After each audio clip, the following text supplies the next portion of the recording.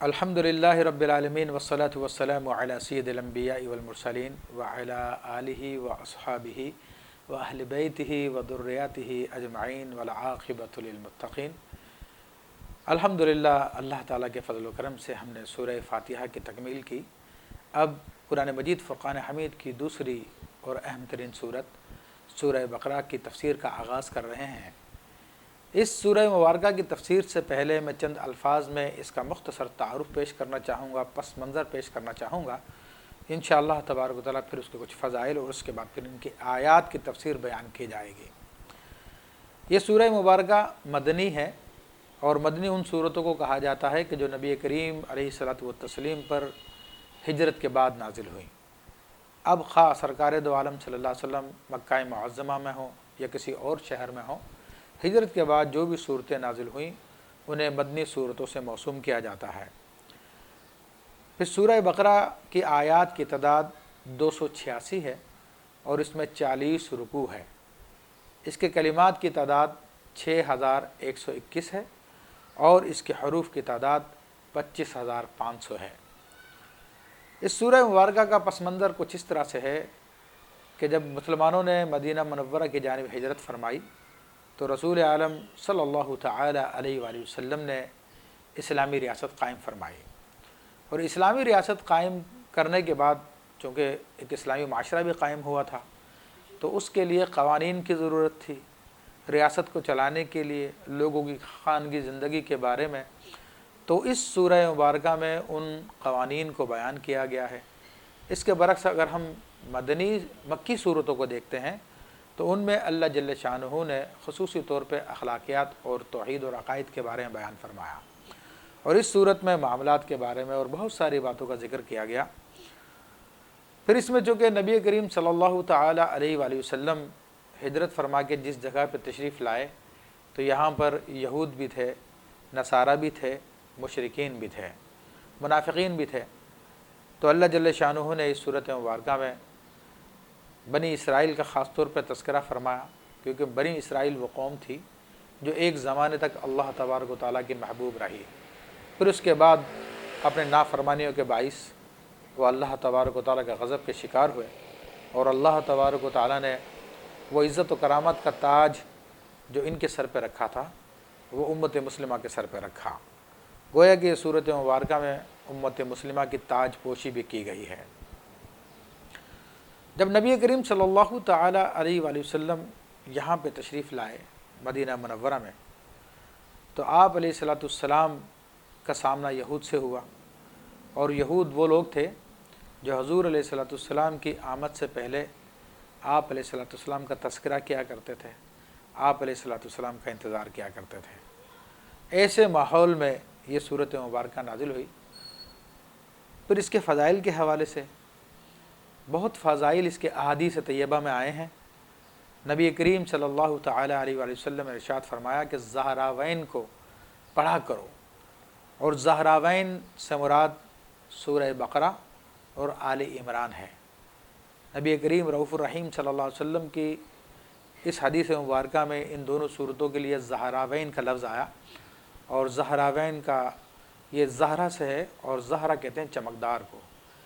ان دونوں صورتوں کو چمکدار قرار دیا گیا۔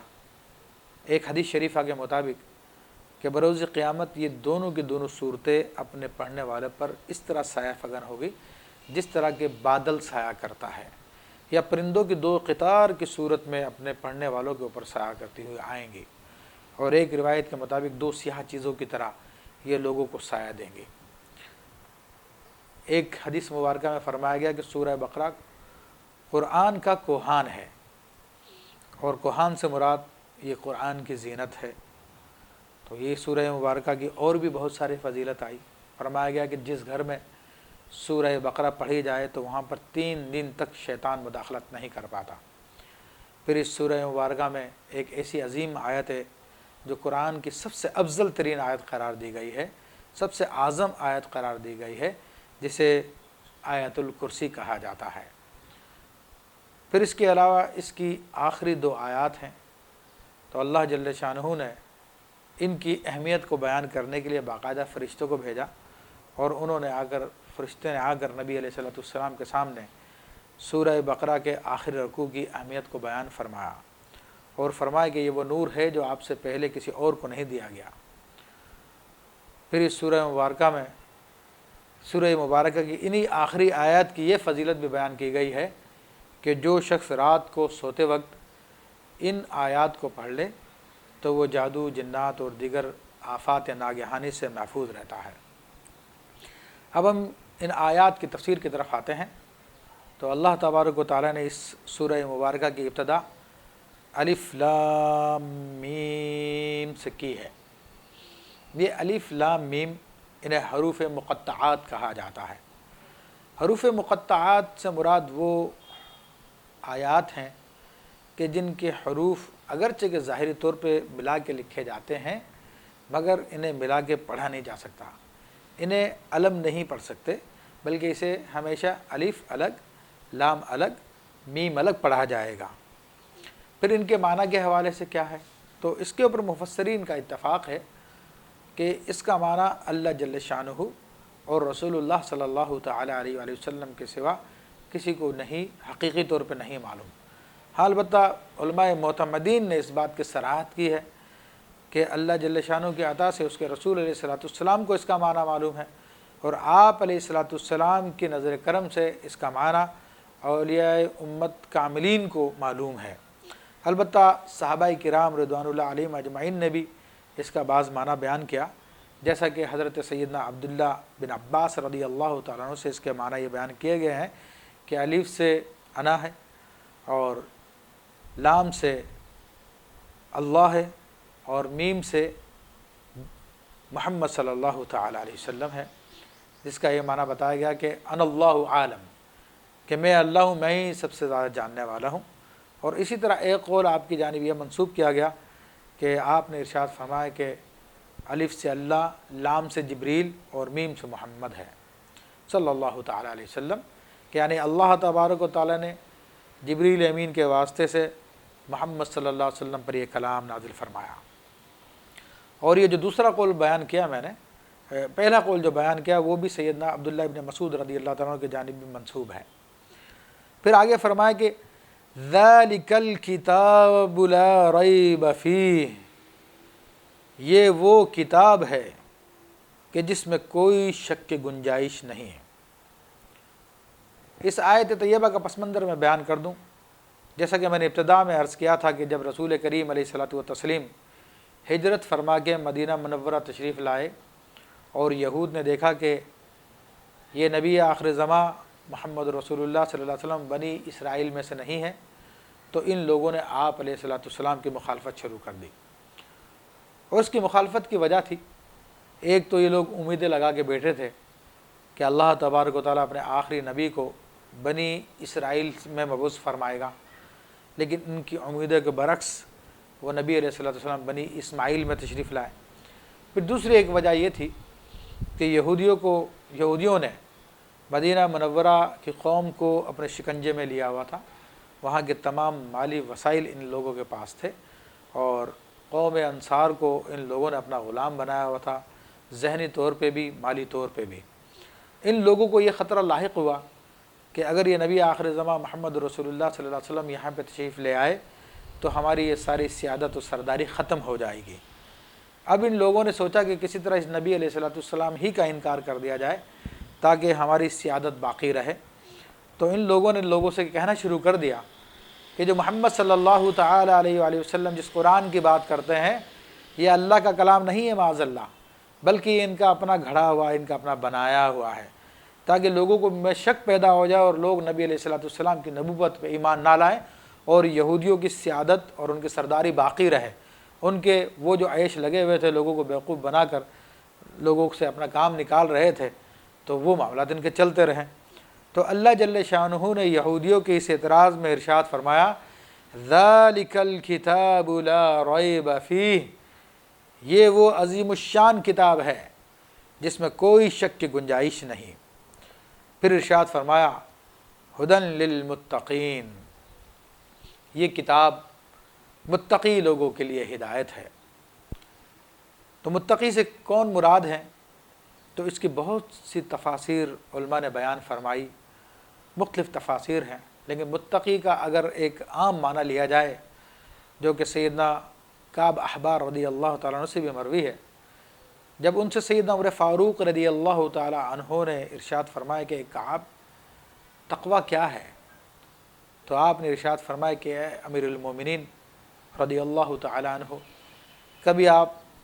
کانٹے دار خاردار جھاڑیوں کے درمیان سے گزرے ہیں؟ تو آپ نے ارشاد فرمایا جی ہاں۔ تو انہوں نے پوچھا کہ کس طرح گزرتے ہیں؟ آپ نے فرمایا کہ اپنے دامن کو سمیٹ کر، اپنے کپڑوں کو لپیٹ کے، تاکہ کوئی کپڑا جھاڑیوں میں نہ پھنس جائے۔ تو فرمایا کہ یہی تقویٰ ہے کہ انسان اس دنیا کی زندگی میں اپنے آپ کو گناہوں سے بچاتا ہوا اپنے آپ کو سمیٹ کر اس دنیا سے گزر جائے، یہی تقویٰ ہے۔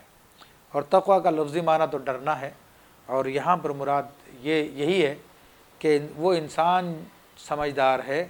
جو اپنے دنیاوی نقصان سے بھی اپنے آپ کو بچائے اور اپنے آخرت کے نقصان سے بھی اپنے آپ کو بچائے۔ جس شخص میں یہ سینس پایا جاتا ہے کہ مجھے نقصان دہ چیزوں سے بچنا ہے، خواہ وہ دنیاوی نقصان دہ ہو یا آخرت کے نقصان دہ ہو، تو وہ شخص متقی میں داخل ہے۔ تو اس لیے اللہ تبارک و تعالیٰ نے ارشاد فرمایا کہ یہ متقیوں کے لیے ہدایت ہے۔ تو اب یہاں پر اس تفسیر کے بعد تو بہرحال اس آیت طیبہ کا معنی بہت واضح ہو جاتا ہے، لیکن اگر اس کا خاص معنی یہ لیا جائے کہ جناب جو خاص اہل ایمان ہے، تو ان کے بارے میں ہم کہیں گے کہ جو اہل ایمان ہے وہ اس کی ہدایت کے بدرجہ اولیٰ مصداق ہیں۔ بہرحال یہ اعتراض نہیں کیا جا سکتا کہ قرآن مجید فرقان حمید صرف متقیوں کے لیے ہدایت ہے، کیونکہ قرآن مجید فرقان حمید کی ایک دوسری آیت طیبہ میں اللہ تبارک و تعالیٰ نے واضح لفظوں میں بیان فرمایا کہ ہدی للناس، کہ یہ لوگوں کے لیے بھی ہدایت ہے۔ تو ظاہری طور پہ تعارض نظر آتا، مگر اس تعارض کا حل یہ ہے کہ وہ جو سورہ بقرہ کی اگلی آیات میں فرمایا کہ ہدی للناس، یہ لوگوں کے لیے ہدایت ہے، تو اس سے مراد یہ ہے کہ اس کی ہدایت کی دعوت تو سب کے لیے عام ہے، صلاح عام ہے یاران نکتہ داں کے لیے۔ جو آگے بڑھ کے اس کی دعوت کو قبول کر لے وہ اس کو قبول کر سکتا ہے، لیکن اس کی ہدایت کو جلد جو لوگ پالیں گے، اس ہدایت تک لوگ جو پہنچ جائیں گے، وہ لوگ ہیں جو تقویٰ رکھتے ہیں۔ پھر اللہ تبارک و تعالیٰ نے اہل ایمان کی نشانیاں بیان فرمائی، چونکہ مدینہ منورہ میں مومنوں کا گروہ بھی تھا، صحابہ کرام کا گروہ، اور کفار کا گروہ بھی تھا، اور منافقین کا بھی گروہ۔ اب یہ تین گروہ ہونے کی ایک مختصر سی وجہ میں بیان کر دیتا ہوں کہ جب بھی کوئی شخص دعوت لے کر کھڑا ہوتا ہے، اور خاص طور پر حق کی دعوت لے کے کھڑا ہو، تو اس کے سامنے پھر یہ تین گروہ عام طور پہ وجود میں آ جاتے ہیں۔ ایک تو وہ لوگ ہوتے ہیں جو اس دعوت کو دل سے قبول کرتے ہیں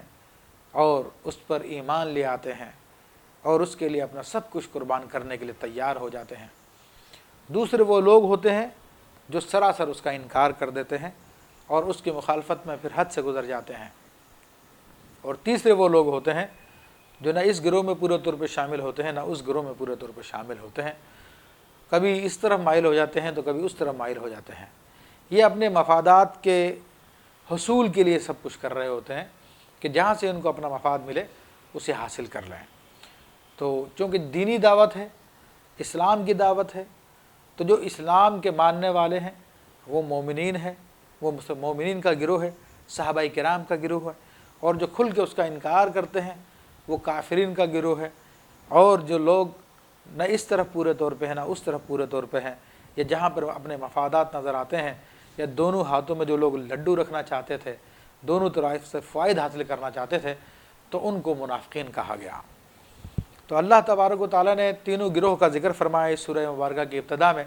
مومنین کی علامتیں بیان فرمائی، ان کی صفات بیان فرمائی، اور ارشاد فرمایا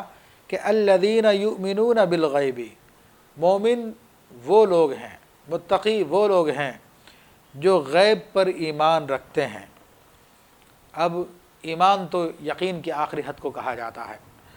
اور غیب سے مراد وہ چھپی ہوئی اشیاء ہیں، وہ چھپی ہوئی باتیں ہیں جن کو انسان اپنی عقل کے ذریعے نہ جان سکے، جن کا تعلق مستقبل سے ہو، یا کوئی بھی ایسا معاملہ جو انسان سے پوشیدہ ہو، غیب کی تعریف میں داخل ہے۔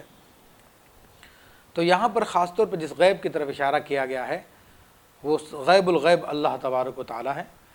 کہ جو اللہ تبارک و تعالیٰ پہ بن دیکھے یقین رکھتے ہیں۔ پھر نبی کریم صلی اللہ تعالیٰ علیہ وسلم جو کچھ اپنے رب کی جانب سے لائے ہیں، جس میں جنت کا ذکر بھی ہے، جہنم کا ذکر بھی ہے، فرشتوں کا ذکر بھی ہے، بہت ساری باتیں ہیں جن کو انسان اپنے ظاہری حس کے ذریعے اور اپنی عقل کے ذریعے یا آلات کے ذریعے نہیں معلوم کر سکتا۔ ان تمام باتوں پر ایمان لانا، جس میں یہ غیب بھی شامل ہے، اور خود جو رسول اللہ صلی اللہ علیہ وسلم پر ایمان لانا یہ بھی اس میں داخل ہے۔ تو اللہ تبارک و تعالیٰ نے مومنین کی جو صفت بتائی وہ فرمایا کہ جو ایمان رکھتے ہیں غیب پر، تو یہ دونوں کی دونوں تعریفات میں نے آپ کے سامنے بیان کی کہ ایمان سے مراد یہ کہ نبی علیہ الصلوۃ والسلام جو کچھ بھی اللہ تعالیٰ کی طرف سے لے کے آئے، خواہ قرآن کی صورت میں یا احادیث طیبہ کی صورت میں، ان سب پر ایمان رکھے۔ اور جو غیب کی باتیں ہیں جن کو مادہ پرست لوگ ہر چیز کو اپنے حسیات کے ذریعے، اپنی عقل کے ذریعے پرکھنے کی کوشش کرتے ہیں اور ان کی عقل میں نہیں آتی، ان کے مشاہدے میں نہیں آتی تو انکار کر دیتے ہیں، لیکن مومن لوگ وہ ہیں جو رسول علیہ الصلوۃ والسلام کے کہنے پہ ان تمام باتوں پہ ایمان رکھتے ہیں۔ پھر دوسری صفت ان کی بیان فرمائی، وَيُقِيمُونَ الصَّلَاةَ، اور وہ لوگ نماز کو قائم کرتے ہیں۔ نماز کو پڑھنا نہیں فرمایا گیا، نماز کو قائم کرنا فرمایا گیا۔ اور نماز کو قائم کرنے سے مراد کیا ہے؟ ظاہری معنی تو یہی ہے کہ اس کے جتنے بھی ظاہری آداب ہیں اس کی طہارت کا مکمل خیال رکھا جائے، اس کے فرائض، اس کے واجبات، اس کی سنن، اس کے مستحبات کا پورا اہتمام کر کر نماز کو ادا کیا جائے۔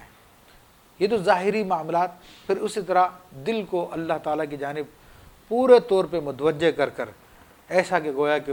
اللہ تبارک و تعالیٰ کی بارگاہ میں حاضر ہے، اللہ تبارک و تعالیٰ کو دیکھ رہا ہے، جیسا کہ حدیث شریف میں آیا کہ انت عبد اللہ کأنک تراہ، تو اللہ کی عبادت اس طرح کر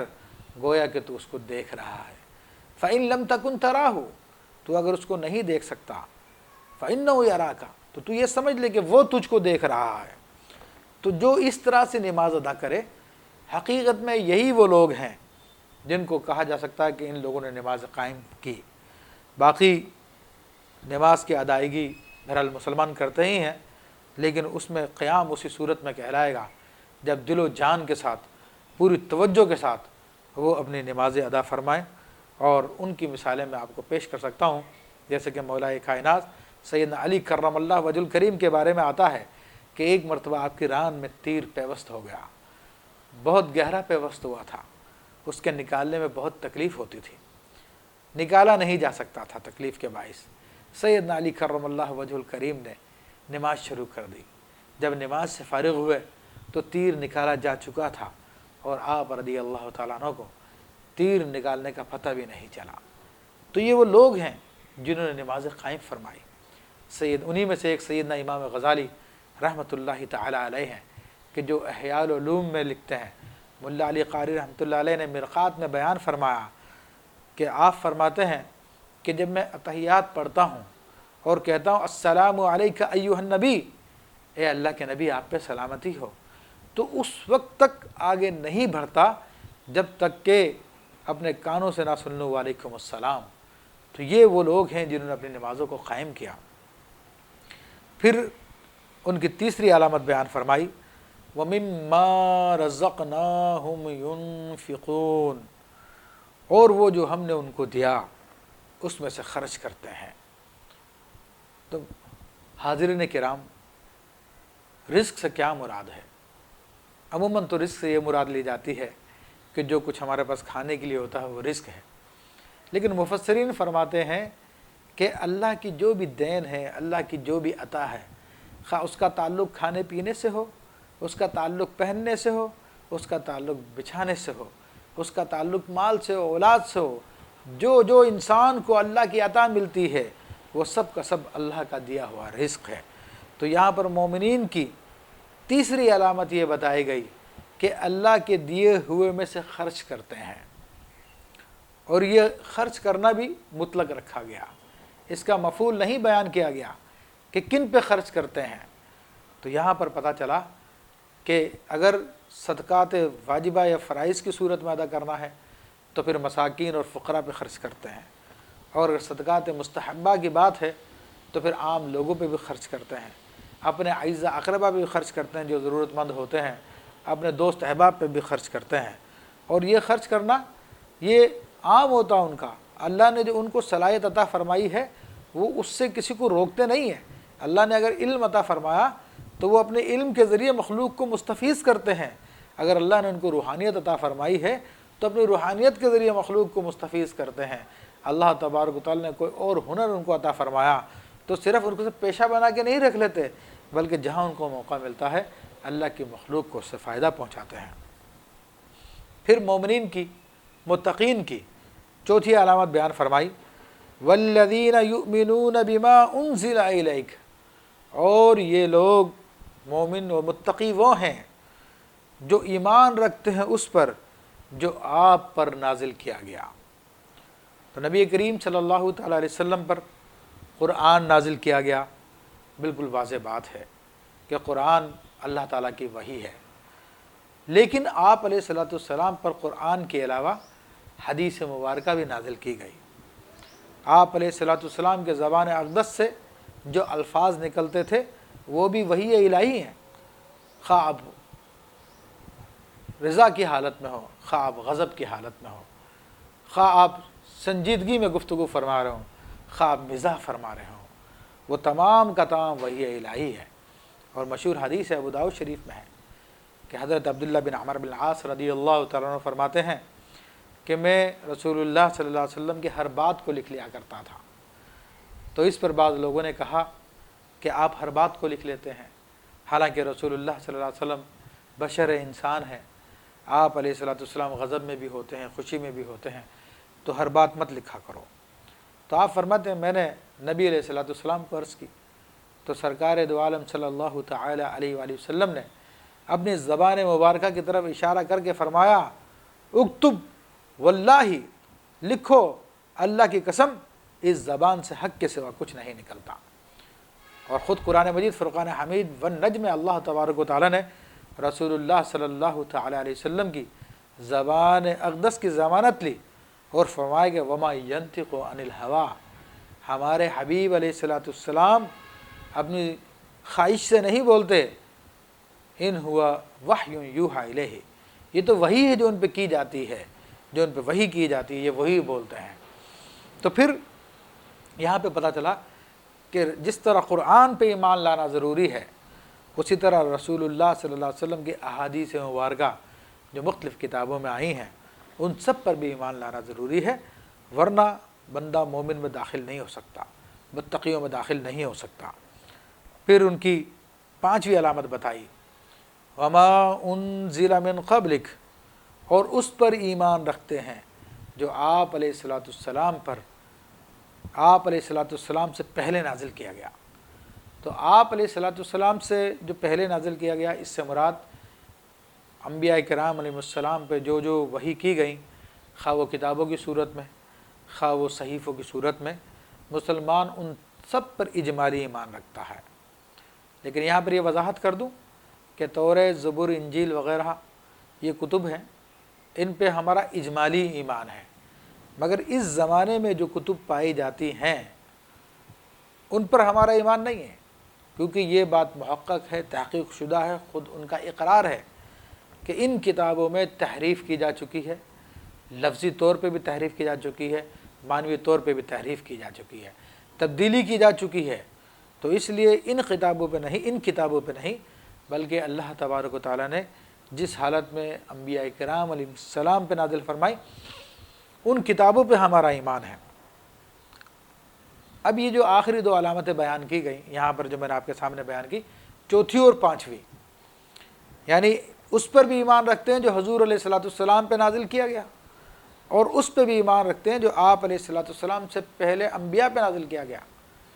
تو یہ آیت طیبہ بتا رہی ہے کہ نبی کریم صلی اللہ تعالی علیہ وآلہ وسلم کے بعد کوئی اور نبی یا رسول نہیں آ سکتا، نبوت کے دروازے آپ پہ بند کر دیے گئے ہیں، نبوت کا سلسلہ ختم کر دیا گیا ہے، کیونکہ اگر کسی اور نبی کے آنے کی گنجائش ہوتی، ذلی یا بروزی، یا کسی اور رسول کے آنے کی گنجائش ہوتی کسی بھی صورت میں، تو پھر فرمایا جاتا والذین یؤمنون بما انزل الیک وما انزل من قبلک وما ينزل من بعدک، کہ اس پہ بھی ایمان رکھتے ہیں جو آپ پہ نازل ہوا، اور اس پہ بھی ایمان رکھیں جو آپ سے پہلے نازل ہوا، اور اس پہ بھی ایمان رکھیں جو آپ کے بعد نازل ہوگا۔ مگر قرآن مجید فرقان حمید یا حدیث طیبہ میں کہیں بھی ایسا نہیں ہے کہ یہ بات بیان کی گئی، بلکہ واضح لفظوں میں صرف اتنا فرمایا گیا کہ آپ پر جو نازل کیا گیا اس پہ ایمان رکھیں، اور جو آپ سے پہلے نازل کیا گیا اس پہ ایمان رکھتے ہیں۔ تو یہ ختم نبوت کی دلیل ہے، اور رسول اللہ صلی اللہ علیہ وسلم نے واضح لفظوں میں بیان فرمایا کہ لا نبی بعدی، میرے بعد کوئی نبی نہیں ہے۔ تو اب یہ نبی علیہ السلام کو آخری رسول ماننا، آخری نبی ماننا، یہ بھی ایمان کی صفات میں داخل ہے، اگر شرائط میں داخل ہے۔ اگر یہ اس میں سے کسی بات پہ بھی انکار کرے گا تو بندہ مسلمان نہیں ہے۔ پھر ایک اور علامت بیان کی جو چھٹی علامت ہے، وَبِالْآخِرَةِ هُمْ يُوقِنُونَ، اور وہ لوگ آخرت پر ایقان رکھتے ہیں۔ ایقان یقین کے آخری حدوں کو کہا جاتا ہے، اور یہاں پر آخرت کے عقیدے کے بارے میں لفظ ایمان کے بجائے ایقان بیان فرمایا، کیونکہ آخرت کا عقیدہ اسلامی عقائد میں بہت اہمیت کا حامل ہے، اور یہ عقیدہ جس قوم میں نہیں پایا جاتا وہاں پر گناہ عام ہوتے ہیں۔ یہ وہ عقیدہ ہے کہ جو انسان کو گناہوں سے روکتا ہے، صداقت پہ رکھتا ہے، برائی سے بچاتا ہے۔ ظاہر بات ہے کہ جب کسی کا یہ عقیدہ ہو کہ اللہ تبارک و تعالیٰ بروز قیامت میں سب سے حساب کتاب فرمائے گا، جیسا کہ سورہ فاتحہ میں اس کی طرف اشارہ فرمایا گیا کہ مالک یوم الدین، کہ وہ روز جزا کا مالک ہے، وہاں پر وہ انصاف فرمائے گا، وہ عدالت لگائے گا، گناہ گاروں کو پکڑ فرمائے گا، نیکوکاروں کو عطا فرمائے گا۔ تو جب کسی کے ذہن میں یہ عقیدہ راسخ ہو جائے تو کوئی شک کی بات نہیں کہ وہ گناہ، وہ قدم جو گناہوں کی طرف اٹھ چکے ہوں وہ واپس آ جائیں، وہ ہاتھ جو گناہوں کی طرف بڑھ چکے ہوں وہ ہاتھ واپس لوٹ آئیں، وہ نگاہیں جو گناہوں کی طرف اٹھ جائیں، وہ اٹھ چکی ہوں وہ شرم سے جھک جائیں، وہ کان جو گناہوں کے سننے کے عادی ہو چکے ہیں اب وہ گناہوں سے توبہ کر لیں۔ تو یہ وہ عقیدہ ہے جس کی بہت اہمیت ہے، اس لیے اس کے بارے میں ایقان کا لفظ آیا کہ جب تک بندے کو مکمل یقین نہ ہو آخرت کا تب تک وہ گناہوں سے نہیں بچ سکتا ہے۔ تو یہ مومنین کی صفات بیان فرمائی۔ پھر اللہ تبارک و تعالیٰ مومنین کو بشارت دیتا ہے، مومنین کو خوشخبری دیتا ہے، اور ارشاد فرماتا ہے اولئک علی ھدی من ربہم، یہی ہیں وہ لوگ جو اپنے رب کی طرف سے ہدایت پر ہیں۔ اب یہ بڑا لطیف نکتہ اس بات میں ہے کہ رب کی طرف سے ہدایت پہ ہیں۔ ہدایت بھی انسان کے اپنے بس کی بات نہیں ہے، یہ رب ہی کی طرف سے ملتی ہے، تو اس کی طرف اشارہ کر دیا۔ تو چنانچہ انسان کو اپنے ہدایت پر فخر نہیں کرنا چاہیے، بلکہ اللہ کا شکر ادا کرنا چاہیے کہ میرے رب نے مجھ پہ مہربانی فرمائی اور مجھے ہدایت یافتہ لوگوں میں شامل فرما دیا، اور فرمائے گا اولئک ھم المفلحون، اور یہی وہ لوگ ہیں جو فلاح پانے والے ہیں۔ ان کو کامیابی کی بشارت دے دی، دنیا میں بھی کامیابی، آخرت میں بھی کامیابی۔ سامعین کرام، یہ لفظ مفلحون فلاح سے نکلا ہے، اور عربی زبان میں اتنا جامع ہے کہ اگر آپ کسی کی بھلائی کے لیے، کسی کی کامیابی کے لیے کہنا چاہیں کہ وہ مراد کو پہنچ چکا ہے، اس کو ہر طرح کی کامیابیاں مل کی ہیں، اس کو کوئی نقصان نہیں ہوا، تو آپ اس کے لیے لفظ فلاح کا استعمال کر سکتے ہیں، اسے مفلح کہہ سکتے ہیں، جماعت ہو تو مفلحون کہہ سکتے ہیں۔ تو یہاں پر کامل لفظ لایا گیا کہ یہی وہ لوگ ہیں جو اپنی مراد کو پہنچنے والے ہیں۔ اب مومنین کی علامات بیان کرنے کے بعد، صحابہ کرام کی علامت بیان کرنے کے بعد،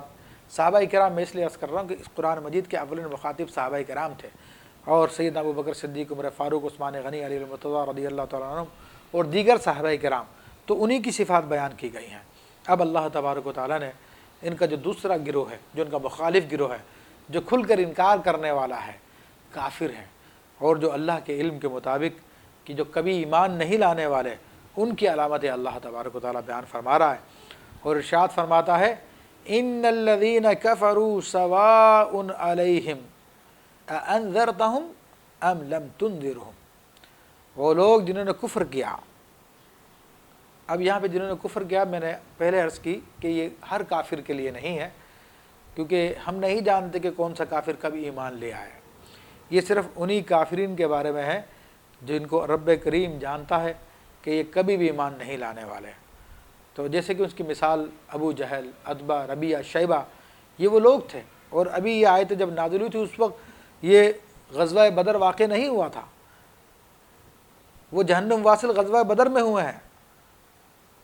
اسی طرح یہود میں سے بعض لوگ ہیں، انہوں نے بھی پکے کفر پہ تھے تو ان کا بھی یہی معاملہ ہوا. تو فرمایا کہ سواء علیہم اانذرتہم ام لم تنذرہم، برابر ہے خواہ آپ ان کو ڈرائیں یا نہ ڈرائیں. لا یؤمنون، یہ لوگ ایمان لانے والے نہیں. اس کی وجہ ظاہر ہے کہ ان لوگوں نے بغض و عناد کی وجہ سے، دنیا کی محبت کی وجہ سے مخالفت کی ٹھان لی تھی. واضح واضح علامتیں دیکھنے کے بعد قبول کرنے کے لیے تیار نہیں ہوتے تھے. کتنی یعنی مشہور وہ واقعہ ہے کہ جب ابو جہل اور اس کے رفقا نے کہا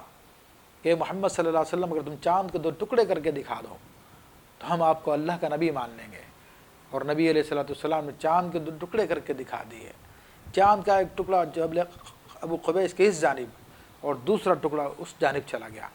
مگر یہ لوگ عناد میں تھے، ان لوگوں نے پھر بھی ماننے سے انکار کر دیا اور معاذ اللہ کہہ دیا کہ یہ تو ایسا جادوگر ہے کہ ان کا جادو آسمانوں پہ بھی چلتا ہے، معاذ اللہ ثم معاذ اللہ. تو اللہ نے ان کے بارے میں بیان فرمایا ختم اللہ علی قلوبہم، کہ اللہ نے ان کے دلوں پر مہر لگا دی ہے. وعلی سمعہم، اور ان کی سماعت پہ مہر لگا دی ہے. وعلی ابصارہم، اور ان کی نگاہوں پہ پردہ ڈال دیا ہے. وَلَهُمْ عَذَابٌ عَظِيمٌ، ان کے لیے دردناک عذاب ہے. ناظرین کرام، انسان کی ہدایت کے 3 ہی ذریعے ہوتے ہیں. یا تو یہ کہ انسان اپنے دل سے غور و فکر کرے تو کسی صحیح نتیجے پہ پہنچ جاتا ہے، یا یہ کہ اپنی نگاہوں سے آبزرو کرتا ہے، مشاہدہ کرتا ہے تو مشاہدہ کر کے صحیح مقام پہ پہنچ جاتا ہے، یا یہ کہ سنتا ہے لوگوں سے حق بات اور باطل بات اور پھر اس کو حق بات پہنچتی تو قبول کر لیتا ہے. لیکن جو شخص ان تینوں ذرائع کو بند کر دے، جو کہتے کہ مجھے نہیں ماننا، میں نہ مانوں کی رٹ لگا لے، اس کا کیا علاج ہو سکتا ہے؟ اس کا تو کوئی علاج نہیں ہو سکتا. اور یہاں پر جو فرمایا کہ ان کے دلوں پہ مہر ہے، یہ انہی کی ہٹ دھرمی کی طرف اشارہ کیا ہے. ان کی نگاہوں پہ پردہ ہے، یہ دنیا کی محبت کا پردہ ہے، یہ بغض و عناد کا پردہ ہے. تو یہ انسان کو بغض و عناد جہنم کی طرف لے جاتا ہے. یہ بغض و عناد انسان کو یہ تکبر کی وجہ سے پیدا ہوتا ہے اور یہ جہنم کی طرف لے جاتا ہے.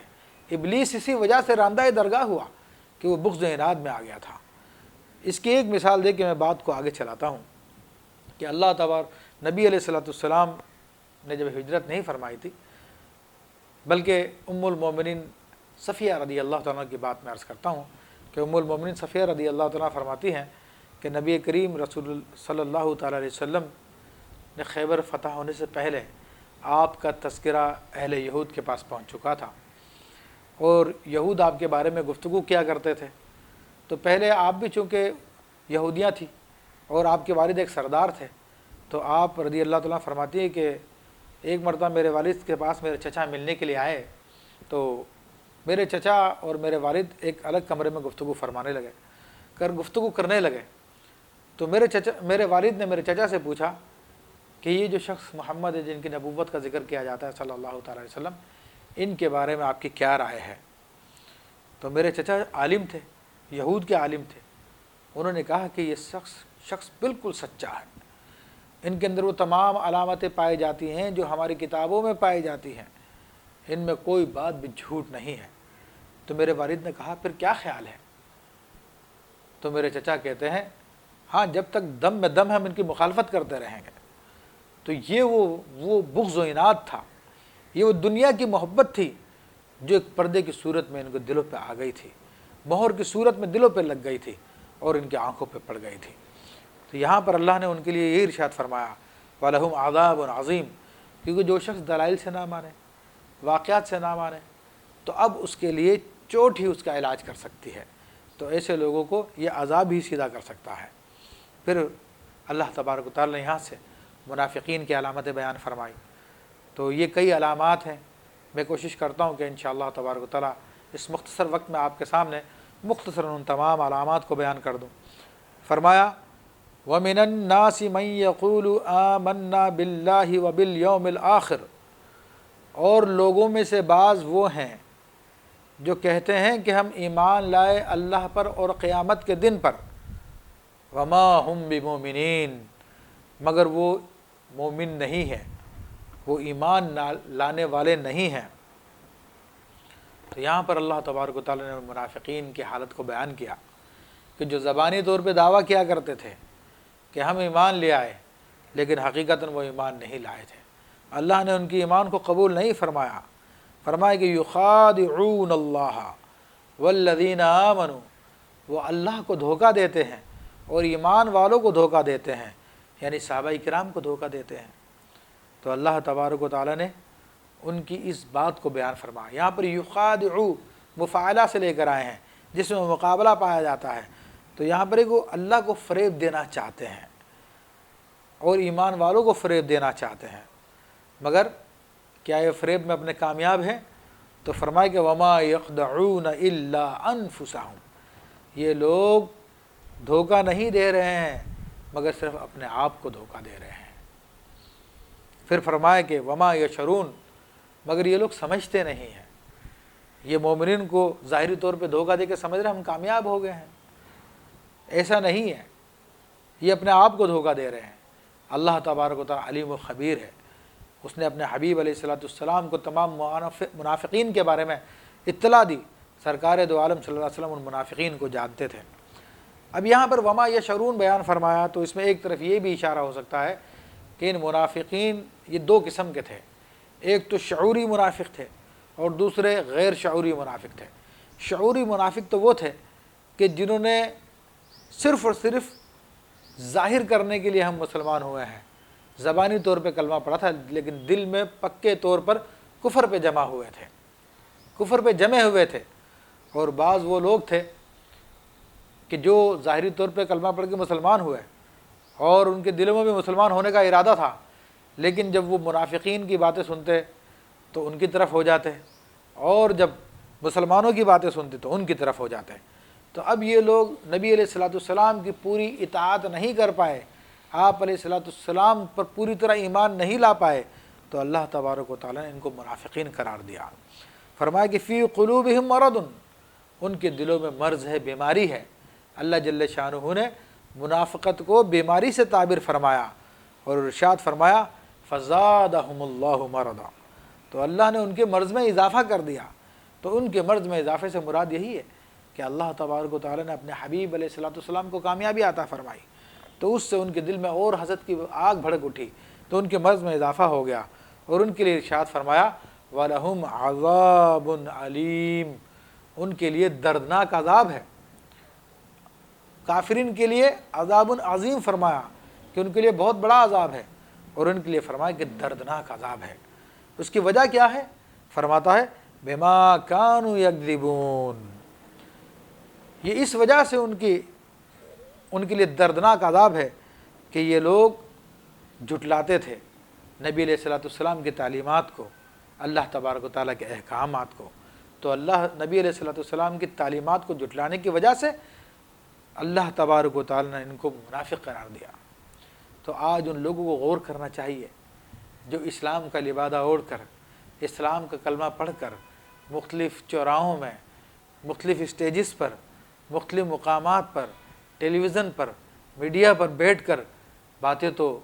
اپنے آپ کو مسلمان ہونے کی کرتے ہیں، لیکن نبی علیہ السلام کے احکامات کو رد کر دیتے ہیں، تعویلیں کرنا شروع کر دیتے ہیں۔ تو کہیں یہ منافقت تو نہیں کہ جس کے بارے میں اللہ تبارک و تعالیٰ نے ارشاد فرمایا؟ انہیں غور کرنا چاہیے۔ پھر ان منافقین کی اور علامت بیان فرمائی وَإِذَا قِيلَ لَهُمْ لَا تُفْسِدُوا فِي الْأَرْضِ، جب ان سے کہا جائے کہ تم لوگ زمین میں فساد نہ کرو، قَالُوا إِنَّمَا نَحْنُ مُصْلِحُونَ، تو کہتے ہیں کہ ہم لوگ تو اصلاح کرنے والے ہیں۔ ان لوگوں کی حالت یہ تھی کہ یہ مختلف عام بیچارے مسلمان جو تھے جن کو اتنی معلومات نہیں تھی کیونکہ ابتدا کا زمانہ تھا، ان لوگوں کے پاس جا کر اپنی پالیسیاں بیان کرتے،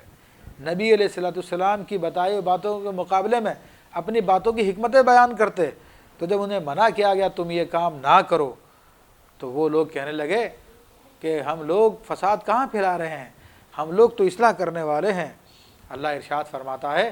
الا انہم هم المفسدون، خبردار یہی لوگ فسادی ہیں، یہی لوگ فساد کرنے والے ہیں، ولکن لا یشعرون، مگر یہ لوگ شعور نہیں رکھتے۔ تو یہاں پر بھی ان غیر شعوری منافقین کا ذکر کیا گیا ہے۔ غیر شعوری منافقین سے مراد میں وضاحت کر چکا ہوں کہ یہ لوگ ظاہر طور انہوں نے کلمہ پڑھا اور ممکن ہے ابتدا میں دل سے بھی کلمہ پڑھا ہو، لیکن جب نبی علیہ الصلوۃ والسلام کے احکامات کو سنتے تو آپ علیہ الصلوۃ والسلام کی باتوں پہ اعتراض کرتے، ظاہری طور پہ سامنے کچھ بھی نہ کہتے ہیں، لیکن بعد میں آپس میں بیٹھ کے باتیں کرتے کہ انہوں نے کیا کہہ دیا، انہوں نے کیا حکم دے دیا، یہ بڑی عجیب و غریب باتیں کر رہے ہیں۔ پہلے مکہ شریف جو ہے لوگوں سے چھڑا دیا، ان کے گھر بار وہاں پہ رہ گئے، بچے رہ گئے، اب یہاں پر مدینہ منورہ میں آ کر کبھی یہودیوں سے باتیں کرتے ہیں، کبھی ان سے جھگڑے کی بات کرتے ہیں۔ تو یہ ٹیبل ٹاک ہونی چاہیے، بیٹھ کے گفتگو ہونی چاہیے، تو اب یہ لوگوں کو الٹی سیدھی پٹیاں پڑھاتے ہیں۔ تو اللہ تبارک و تعالیٰ نے فرمایا کہ یہ تمہاری صلح کی بات نہیں ہے، یہ رواداری کی بات نہیں ہے، بلکہ نبی علیہ الصلوۃ والسلام کی مخالفت کی وجہ سے تم لوگ فسادی ہو۔ اور پھر فرمایا وَإِذَا قِيلَ لَهُمْ آمِنُوا كَمَا آمَنَ النَّاسِ، اور جب ان سے کہا جائے کہ تم ایمان لے آؤ جس طرح کے لوگ ایمان لے آئے ہیں، قَالُوا أَنُؤْمِنُ كَمَا آمَنَ السُّفَهَاءُ، وہ کہتے ہیں کہ ہم اس طرح ایمان لے آئے جس طرح کہ بیوقوف لوگ ایمان لے آئے ہیں۔ تو جب صحابہ کرام رضوان اللہ علیہم اجمعین کو یہ لوگ بیوقوف کہہ رہے ہیں، اس کی وجہ یہی تھی کہ صحابہ کرام رضوان اللہ علیہم اجمعین نے اپنے آپ کو اللہ رسول کے ہاتھ پہ بیچ دیا تھا، اور اللہ رسول کے حکم پہ اپنا گھر بار مال و دولت چھوڑ کر یہ مدینہ منورہ ہجرت کر کے آ گئے تھے۔ اور بعض صحابہ کرام وہ تھے کہ جنہوں نے اپنے ماں باپ، اپنے اعزاء اقربا کی جدائی برداشت کی، جنہوں نے اپنے بیوی بچے تک چھوڑ دیے۔ تو اس پر یہ منافقین کہتے تھے کہ کتنی بیوقوفی کی بات ہے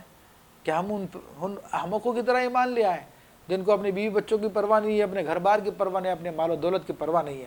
تو معاذ اللہ یہ دنیا کی وجہ سے، یہ صحابہ کرام کو ان کی جانثاری کی وجہ سے یہ ان کو پاگل پن قرار دیا کرتے تھے،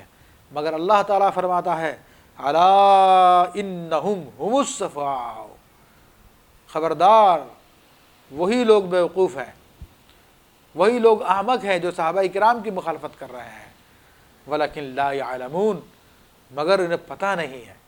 انہیں تمیز نہیں ہے کہ کس میں فائدہ کس میں نقصان ہے۔ فرمایا وَإِذَا لَقُوا الَّذِينَ آمَنُوا قَالُوا آمَنَّا، یہ لوگ جب مومنین سے ملتے ہیں تو کہتے ہیں کہ ہم ایمان لے آئے۔ یہ وہی بات ہے کہ مومنین سے بھی فائدہ حاصل کرنا چاہتے ہیں، تو مومنین سے ملتے تو کہتے ہیں ہم تو مومن ہیں، ہم تو ایمان رکھتے ہیں، ہمارا بھی وہی نظریہ جو آپ لوگوں کا نظریہ ہے۔ وَإِذَا خَلَوْا إِلَىٰ شَيَاطِينِهِمْ، مگر جب یہ لوگ اپنے شیطانوں کے پاس جاتے ہیں، اپنے سرداروں کے پاس جاتے ہیں، منافق سرداروں کے پاس جاتے ہیں، یہودی سرداروں کے پاس جاتے ہیں، تو کہتے ہیں قَالُوا إِنَّا مَعَكُمْ، ہم لوگ تو تمہارے ساتھ ہیں، إِنَّمَا نَحْنُ مُسْتَهْزِئُونَ، ہم تو مذاق کر رہے ہیں، استہزاء کر رہے ہیں لوگوں کے ساتھ، مسلمانوں کے ساتھ۔ تو ان کو بھی خوش رکھتے، ان کو بھی خوش رکھتے، مگر اللہ فرماتا ہے اللہ یستہزئ بہم، اللہ تبارک و تعالیٰ ان سے استہزاء فرماتا جیسے کہ اس کی شان کے لائق ہے۔ اب اللہ تبارک و تعالیٰ کا استہزاء فرمانا کیا ہے؟ اللہ تبارک و تعالیٰ کا ان کا استہزاء فرمانا ڈھیل دے رہا ہے۔ استہزاء کا لغوی معنی تو مذاق کرنا، ہنسی کرنا، ٹھٹا کرنا ہے، مگر یہ لفظ اللہ کی شان کے لائق نہیں ہے۔ اس لیے میرے امام اہل سنت عظیم البرکت عظیم المرتبت نے جو لفظ اللہ کی شان کے لائق نہیں وہ اللہ کے لیے استعمال نہیں فرمایا، بلکہ عربی ہی زبان کا لفظ استعمال فرمایا کہ اللہ تبارک و تعالیٰ ان سے استہزاء فرماتا ہے جیسا کہ اس کی شان کے لائق ہے، اور فرمایا کہ وَيَمُدُّهُمْ فِي طُغْيَانِهِمْ يَعْمَهُونَ، اور اللہ تبارک و تعالیٰ نے انہیں ڈھیل دیتا ہے اور انہیں ان کی سرکشی میں ان کو بھٹکتا چھوڑ دیتا ہے۔ تو اللہ تبارک و تعالیٰ چاہتا تو ان کو عذاب دے دیتا، لیکن دنیا چونکہ دارالامتحان ہے، انجام آخرت میں ہے، تو اس لیے ان کی سرکشی میں ان کو چھوڑ دیا۔ فرمایا کہ اولئک الذین اشتروا الضلالۃ بالہدی، یہ وہ لوگ ہیں جنہوں نے ہدایت کے بدلے گمراہی خرید لی۔ فما ربحت تجارتهم وما كانوا مهتدین، ان کے سامنے ہدایت بھی تھی، ان کے سامنے گمراہی بھی تھی، تو ان لوگوں نے، ان کو اختیار تھا کہ یا تو ہدایت کو اختیار کر لو یا گمراہی کو اختیار کر لو، مگر ان لوگوں نے اپنی گمراہی کو اختیار کر لیا۔ تو اللہ نے ارشاد فرمایا کہ یہ وہ لوگ ہیں جنہوں نے ہدایت کے بدلے میں گمراہی لے لی، تو ان کی تجارت کامیاب نہ ہوئی۔ وما كانوا مہتدین، اور یہ لوگ راہ جانتے ہی نہیں ہیں۔ تو اب ظاہر سی بات ہے، دنیا کی زندگی کو ان لوگوں نے ترجیح دی اور آخرت کو چھوڑ دیا، اور ہر عاقل جو کہ عقیدہ آخرت پہ یقین رکھتا ہے اسے معلوم ہے کہ دنیا فانی ہے اور آخرت باقی ہے۔ تو اگر دنیا سونے کی بھی ہوتی اور آخرت مٹی کی بھی ہوتی، تب بھی عقل مند انسان باقی رہنے والی کو فنا ہونے والے پہ ترجیح دیتا۔ تو اللہ تعالیٰ ان کی انہی عقلی دیوالیہ پن پر ارشاد فرماتا ہے کہ وما كانوا مہتدین، کہ یہ لوگ ہدایت والے نہیں ہیں۔ پھر اللہ تبارک و تعالیٰ نے ان کی تمثیل بیان فرمائی، ان کو ایک مثال سے واضح فرمایا کہ مثلہم کمثل الذی استوقد نارا، ان کی مثال اس شخص کی مانند سے ہے کہ جس نے آگ روشن کی، فلما اضاءت ما حولہ، اور جب آگ کی وجہ سے ارد گرد کا ماحول روشن ہو گیا، ذہب اللہ بنورہم، تو اللہ تبارک و تعالیٰ ان کا نور لے گیا، وَتَرَكَهُمْ فِي ظُلُمَاتٍ لَا يُبْصِرُونَ، اور انہیں اندھیریوں میں چھوڑ دیا کہ انہیں کچھ سوچتا نہیں ہے، صُمٌّ بُكْمٌ عُمْيٌ فَهُمْ لَا يَرْجِعُونَ، کہ یہ لوگ بہرے ہیں، گونگے ہیں، اندھے ہیں، اور یہ پھر کر آنے والے نہیں ہیں۔ تو یہ دراصل منافقوں کی دو قسمیں، جیسا کہ میں نے پہلے بیان کیا۔ تو یہ مثال اللہ تبارک و تعالیٰ نے ان منافقوں کے دیے جو شعوری منافق تھے، جو اپنی نیت کے ساتھ، قصد کے ساتھ منافق ہوئے تھے۔ تو اس کی مثال یہ ہے کہ یہ لوگ نبی علیہ الصلوۃ والسلام کے آنے سے پہلے حضور علیہ الصلوۃ والسلام کا انتظار کر رہے تھے۔ جب اللہ تبارک و تعالیٰ نے حضور علیہ الصلوۃ والسلام کو بھیجا اور اسلام کا نور آ گیا، تو اس نور کو قبول کرنے کے بجائے ان لوگوں نے اس کا انکار کر دیا۔ تو فرمایا کہ جس طرح ایک کفر کے اندھیروں میں یہ بھٹک رہے تھے، تو اللہ تبارک و تعالیٰ نے اسلام کا نور بھیجا۔ جب اسلام کا نور روشن ہوا تو پھر اپنے بغض و عناد کی وجہ سے حضور علیہ الصلوۃ والسلام کا انکار کر دیا۔ تو اس کے بارے میں ارشاد فرمایا کہ اللہ ان کا نور لے گیا، تو اب ان کی حیثیت گونگے، بہرے اور اندھوں کی طرح سے ہو گئی۔ پھر فرمایا کہ او کصیب من السماء، یا جیسے آسمان سے اترتا پانی، فیہ ظلمات ورعد وبرق، کہ جس میں اندھیریاں ہیں، گرج ہے، بجلی ہے۔ اب یہ مثال دوسری قسم کے منافقین کی بیان کی جا رہی ہے۔ یجعلون اصابعہم فی آذانہم، یہ لوگ اپنے کانوں میں اپنی انگلیاں ڈال لیتے ہیں، من الصواعق، بجلی کی کڑک کی وجہ سے، حذر الموت، موت کے خوف سے، واللہ محیط بالکافرین، اور اللہ تبارک و تعالیٰ کافروں کو گھیرے ہوئے ہیں۔ تو یہاں پر جو غیر شعوری منافق ہیں ان کی بات بیان کی جا رہی ہے، مثال دی جا رہی ہے کہ جیسے کہ آسمان سے پانی برسا، اور اس بارش کے برسنے میں، موسلا دھار بارش میں اندھیریاں بھی ہوتی ہیں، بجلی کی کڑک بھی ہوتی ہے اور بجلی بھی ہوتی ہے، تو اس کی کڑک اتنی زوردار ہوتی ہے کہ کہیں خوف کی وجہ سے کہ ہم مر نہ جائیں اپنے کانوں میں انگلیاں ڈال لیتے ہیں۔ تو یہاں پر اللہ تبارک و تعالیٰ اس مثال میں بیان فرما رہا ہے کہ آسمان سے میہ کا برسنا یعنی اسلام کا آنا ہے، حضور علیہ الصلوۃ والسلام کا تشریف لانا ہے۔ جب اسلام آیا تو اسلام کو کامیابی بھی ملی اور وقتی طور پر اس کی شدید مخالفت بھی ہوئی۔ تو جب اسلام کی مخالفت ہوئی تو اللہ تبارک و تعالیٰ نے اسے ظلمات، اندھیریوں سے تعبیر فرمایا، رعد، گرج سے، برق اور چمک سے تعبیر فرمایا۔ تو جب یہ منافق دیکھتے کہ اسلام پر مشکل ٹائم آ چکا ہے، مشکل وقت آ چکا، جیسے غزوہ بدر میں ہوا، خندق میں ہوا، دیگر معاملات میں ہوا، تو اب یہ لوگ خوف کے مارے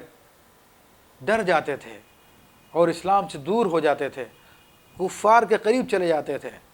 تو اللہ نے فرمایا یکاد البرق یخطف ابصارہم، اب یہاں پہ برق سے مراد اسلام کی چمک ہے، اور جب اسلام کی چمک ہوتی تھی تو پھر اس سے وہ بڑے خوش ہو جاتے ہیں۔ فرمایا کہ یکاد البرق یخطف ابصارہم، قریب ہے کہ وہ بجلی ان کی آنکھوں کو نہ اچک لے، کلما اضاء لہم مشوا فیہ، اور جب کچھ روشنی ہوتی ہے، ان کے لیے کچھ روشنی چمک ظاہر ہوتی ہے تو اس میں چلنا شروع کر دیتے ہیں۔ تو یہاں پر چمک سے مراد اسلام کی چمک ہے، اسلام کی روشنی، یعنی اسلام کو جب ترقی ملتی ہے، جب کامیابیاں ملتی ہے تو یہ مسلمانوں کی طرف ہو جاتے ہیں اور مسلمانوں کے ساتھ چلنا شروع کر دیتے ہیں۔ لیکن جب سختی آتی ہے تو پھر رک جاتے ہیں اور کافروں کے پاس چلے جاتے ہیں۔ تو فرمائے کہ وَإِذَا أَظْلَمَ عَلَيْهِمْ، اور جب ان پہ اندھیرا ہو، قاموا، وہ کھڑے رہ جاتے ہیں۔ وَلَوْ شَاءَ اللَّهُ لَذَهَبَ بِسَمْعِهِمْ وَأَبْصَارِهِمْ، اگر اللہ چاہے تو ان کی سماعت کو لے جائے، ان کی بصارت کو لے جائے۔ ان اللہ علی کل شیء قدیر، بے شک اللہ تبارک و تعالی ہر شے پہ قادر ہے۔ تو یہ غیر شعوری منافقین کی اللہ تبارک و تعالی نے مثال بیان فرمائی۔ تو یہاں پر منافقین کے دونوں گروہ کو بیان کیا اور دونوں کے دونوں گروہوں کی علامتیں بیان فرما دی۔ تو حاضرین کرام، یہ دعوت اسلام کی ابتدا ہے۔ جب دعوت اسلام کی ابتدا ہوئی تو یہ تین گروہ وجود میں آئے، تو اللہ تبارک و تعالیٰ نے ان تینوں گروہ کو تفصیل کے ساتھ بیان کر دیا، مومنین کو بیان کر دیا، کفار کو بیان کر دیا، منافقین کو بیان کر دیا۔ مومن تو وہ ہیں کھلے کھلے کہ جن میں اللہ تبارک و تعالیٰ نے بیان فرمایا کہ ان کے اندر ایمان بالغیب پایا جاتا ہے، رسول اللہ صلی اللہ علیہ وسلم پہ کامل یقین رکھتے ہیں، اللہ پر، قرآن پہ، تمام تعلیمات پہ کامل یقین رکھتے ہیں، پھر وہ نمازوں کو قائم کرتے ہیں۔ پھر ان کے بارے میں فرمایا کہ وہ لوگ اپنے مال کو اللہ کی راہ میں خرچ کرتے ہیں۔ پھر ان کے بارے میں ارشاد فرمایا کہ وہ لوگ اس پر ایمان رکھتے ہیں جو نبی علیہ الصلوۃ والسلام پر، یعنی آپ علیہ الصلوۃ والسلام کے قرآن پر، آپ علیہ الصلوۃ والسلام کے حدیث پہ بھی ایمان رکھتے ہیں، اور گزشتہ انبیاء کے صحیح پہ بھی ایمان رکھتے ہیں، اور فرمایا کہ وہ آخرت پہ یقین رکھتے ہیں۔ تو یہ 5 یا 6 علامتیں ان کے بیان فرمائی۔ پھر کفار کے بارے میں بیان فرمایا کہ کفار وہ لوگ ہیں کہ جو انکار کرتے ہیں، اور ایسا انکار کرتے ہیں کہ جو بالکل بھی یعنی ماننے کے ان کا ارادہ نہیں ہے، نیت نہیں ہے۔ تو اللہ نے ان کے بارے میں ارشاد فرما دیا کہ ان کے دلوں پہ بھی مہر ہے، ان کی نگاہوں پہ بھی مہر ہے، اور ان کی نگاہوں پہ بھی پردہ، ان کی سماعت پہ بھی مہر ہے۔ پھر اللہ تبارک و تعالیٰ نے انسانیت کے بدترین گروہ جسے منافق کہا جاتا ہے اس کو بیان فرمایا، اور اس کی علامتیں اللہ تبارک و تعالیٰ نے جو بیان فرمائی ان میں پہلی علامت یہ ہے کہ یہ مومنین کے سامنے ایمان کا دعویٰ کرتے ہیں، مگر اللہ کو ان کا ایمان مقبول نہیں ہے۔ اور وہ ایمان کا دعویٰ اس لیے نہیں کہ وہ دل سے یقین رکھتے ہیں، بلکہ اپنے مالی مفادات کو حاصل کرنے کے لیے، دنیاوی مفادات کو حاصل کرنے کے لیے ایمان کا دعویٰ کرتے ہیں۔ تو اس اعتبار سے ان لوگوں کو بھی اس مسئلے پہ غور کرنا چاہیے کہ جو کہتے ہیں کہ نہ دنیا بھی ہونی چاہیے اور دین بھی ہونا چاہیے، لیکن نام تو دین کا لیتے ہیں لیکن دنیا کی طرف مائل ہو جاتے ہیں۔ دینداروں کے سامنے قرآن پڑھ کے سناتے ہیں، حضور علیہ الصلوۃ والسلام کی باتیں کرتے ہیں، اور دنیا میں جب جاتے ہیں تو پورے کے پورے جائز ناجائز، حلال حرام ہر چیز کی پرواہ چھوڑ دیتے ہیں، ہر چیز سے منہ موڑ لیتے ہیں، تمام باتوں کی تمیز ختم کر دیتے ہیں۔ تو کہیں وہ لوگ اس آیت کے زمرے میں تو نہیں آ رہے ہیں کہ اپنی دنیا کے لیے سب کچھ کر رہے ہیں، کہ دینداروں کے پاس جا کے داد و دہش حاصل کر رہے ہیں، وہاں پر حدیث کی باتیں کر کے، قرآن کی باتیں کر کے، اور دنیا داروں کے پاس جا کر اپنی پوری منفعت کے سارے کام کر لیتے ہیں، حلال حرام کی تمیز کو ختم کر دیتے ہیں۔ اللہ تبارک و تعالیٰ سب سے کو بچائے۔ پھر اللہ تبارک و تعالیٰ نے ان کی کیفیت کو بیان کیا کہ لوگ سمجھتے ہیں کہ ہم اللہ عز و جل، اس کے رسول صلی اللہ علیہ وسلم اور صحابہ کرام کو دھوکہ دے دیں گے، مومنین کو دھوکہ دے دیں گے، نہیں، یہ اپنے آپ کو دھوکہ دے رہے ہیں۔ پھر ان کی ایک علامت یہ بتائی کہ ان کے دلوں میں مرض ہے، تو اب ان کے مرض کو بھی اللہ نے زیادہ کر دیا۔ پھر ان کے بارے میں ارشاد فرمایا کہ ان کے لیے دردناک عذاب ہے، کیونکہ یہ لوگ جھٹلاتے ہیں۔ یہ بالکل ظاہر بات ہے کہ انسان کے دنیا کے بغیر بھی چارہ کار نہیں، اور آخرت تو اصل ہے، لیکن اسلام یہ تعلیم دیتا ہے کہ دنیا میں جو جائز طریقے سے ملے اس کو لے لیا جائے، اس کو حرام طریقوں سے حاصل نہ کیا جائے، لیکن اپنے آخرت کی پوری فکر کی جائے۔ لیکن جو سمجھتا ہے کہ میں دنیا کو اور آخرت کو برابر رکھوں، ایسا نہیں ہو سکتا۔ رسول اللہ صلی اللہ علیہ وسلم کی واضح احادیث ہے جن میں آپ نے ارشاد فرمایا کہ جو اپنی آخرت پہ توجہ کرے گا تو اس کی دنیا کو نقصان ہوگا، جو اپنی دنیا پہ توجہ کرے گا تو اس کی آخرت کو نقصان ہوگا۔ تو اب عقل مند وہی ہے جو اپنی آخرت کی طرف توجہ کرے اور دنیا کے نقصان کو برداشت کرے، اور یہی بات جب پختہ ہوتی چلی جاتی ہے تو بندہ پھر مومن بن جاتا ہے، اور اگر اپنی دنیا کو ترجیح دیتا ہے تو پھر وہ منافقین کی فہرست میں داخل ہو جاتا ہے۔ پھر فرمایا کہ یہ جو مومنین، جو منافقین ہیں، جو ظاہری طور پہ ایمان کا دعویٰ کرتے ہیں مگر یہ لوگ رسول اللہ صلی اللہ علیہ وسلم کی تعلیمات کو پورے طور پہ نہیں مانتے، قرآن کی تعلیمات کو پورے طور پہ نہیں مانتے، اس میں تعویلیں کر کر دنیا داروں کو، کفار کو راضی کرنے کے لیے، اسلام دشمن طاقتوں کو راضی کرنے کے لیے ان کے مطلب کی باتیں بیان کرتے ہیں، تو ان کے بارے میں ارشاد فرمایا کہ یہ لوگ جب ان سے کہا جاتا ہے کہ تم فساد نہ کرو، تم اسلام کی تعلیمات کو، نبی علیہ السلام کی تعلیمات کو مت بدلو، تو یہ لوگ کہتے ہیں کہ نہیں، ہم تو اصلاح چاہتے ہیں، ہم تو محبت سے سارے معاملات کو حل کرنا چاہتے ہیں۔ تو اللہ تعالیٰ نے ان کی علامت بتا دی کہ یہ فساد کرنے والے ہیں، ان کا مقصد اصلاح نہیں ہے، ان کی ٹیبل ٹاک کا مقصد اصلاح نہیں ہے بلکہ فساد کرنا ہے۔ تو پھر اسی طرح اللہ تعالیٰ نے ان کے بارے میں ارشاد فرمایا کہ جب ان سے کہا جاتا ہے کہ اہل صحابہ کرام کی طرح ایمان لے آؤ، تو یہ لوگ اس پر بھی راضی نہیں ہوتے ہیں اور کہتے ہیں کہ ہم بیوقوفوں کی طرح ایمان لے آئیں۔ تو یہ منافقین کی ایک علامت ہے، وہ اپنوں سے ماقبل جتنے بزرگ گزرے ہیں ان سب کو بیوقوف اور احمق شمار کرتے ہیں اور اپنے آپ ہی کو عقل کل سمجھتے ہیں، مگر اللہ تبارک و تعالیٰ نے ان کا کچا چٹا ظاہر فرما دیا اور ان کی تمام باتوں کو ظاہر کر دیا، اور ان آیات طیبہ میں ان کو مثالیں دے کر پوری کی پوری ان کی حیثیت کو بیان کر دیا۔ اب قرآن مجید فرقان حمید میں ان آیات طیبات کو نازل کرنے کا مقصد، ان مثالوں کو بیان کرنے کا مقصد یہی ہے کہ ہم لوگ اس قسم کی تمام باتوں سے بچیں اور اپنے آپ کو نفاق سے بچائیں، ورنہ اس زمانے میں بہرحال کسی کے بارے میں حتمی طور پہ فتویٰ دے دینا، فیصلہ کر دینا کہ یہ منافق ہے، عقیدے کا منافق ہے، یہ ہمارے لیے ممکن نہیں، کیونکہ یہ وہ بات ہے جو وحی کے ذریعے معلوم ہوتی ہے۔ البتہ رسول اللہ صلی اللہ علیہ وسلم کے احادیث کی روشنی میں